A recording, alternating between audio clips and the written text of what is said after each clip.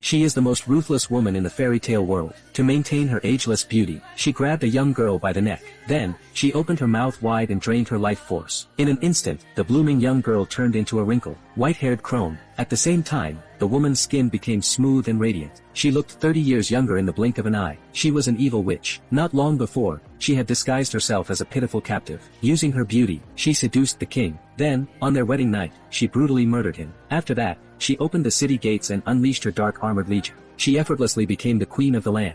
Her first act after taking the throne was to order soldiers to unlock a golden magic mirror. She then asked the mirror who was the most beautiful woman in the world. Then, something eerie happened. A golden liquid began to flow from the mirror. The liquid slowly coalesced, and in an instant, it took the form of a human figure. It then gave her the answer she desired. After everything was done, she returned to the Great Hall. She ordered the execution of all who defied her rule, and she imprisoned the princess in the dungeon. Thus began her cruel and tyrannical reign. Time flew by. Under the witch's dark rule, the land turned into scorched earth. Starving people turned on each other. To preserve her beauty, she bathed in milk every day. Tons of milk were discarded into the streets, sparking desperate scrambles among the people. Not only that, she also consumed the life force of young women. Then, she summoned the magic mirror once more. This time, however, the mirror gave her a different answer. From that day onward, her beauty would be surpassed by another. That was Snow White, now grown up. The princess's innocence and purity were not only a threat to the witch, but also her salvation. If she could devour Snow White's pure heart, she would never have to worry about maintaining her beauty again.